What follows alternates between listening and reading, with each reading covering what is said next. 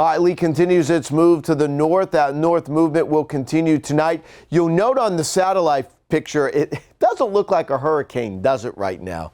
Let me show it to you. Usually in a hurricane, what do you look like in a hurricane? You have a center of circulation, and then you have clouds around that center of circulation. As I say, hurricanes look like almost like what you would see as a period, right? Well, this looks more like a nor'easter right now. Looks more like a comma.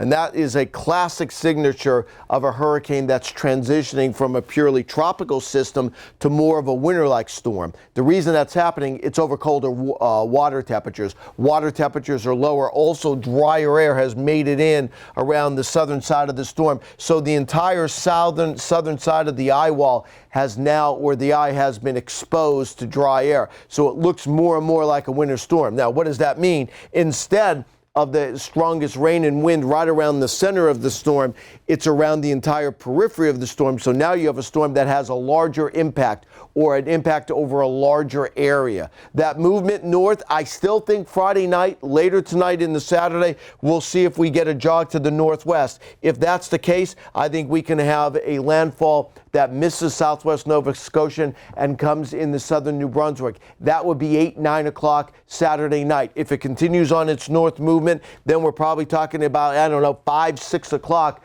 along the southwest coast of Nova Scotia. So that's the time frame. But remember, the landfall not as critical with Lee as, let's say, Idalia was, because Idalia was a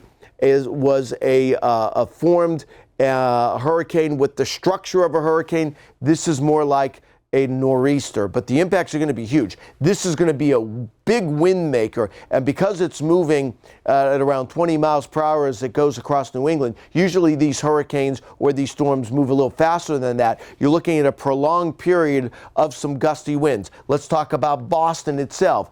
From inside 128 toward 495, probably about 30 to 40 miles per hour. You get toward the Boston Harbor, we're looking at 50 to 60 miles per hour, 60 to 70 mile per hour wind gusts out on the Cape. Coastal Maine within that 40 to 60 miles per hour, except down East Maine a little higher. We could be seeing 70 mile per hour wind gusts.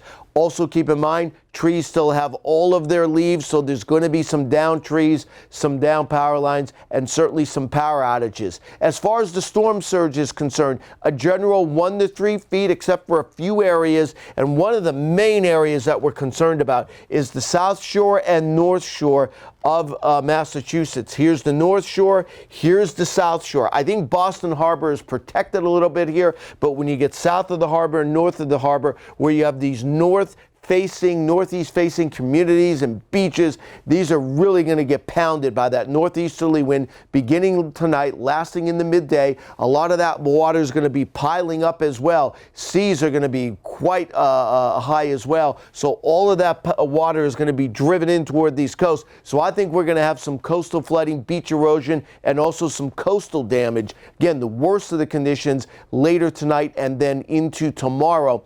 Heaviest rain down East Maine, southern New Brunswick, where we could be looking at several inches of rain. Boston, unless there's more of a jog to the west, you'll likely get under a half an inch of rain, but we could see an inch or two out on Cape Cod.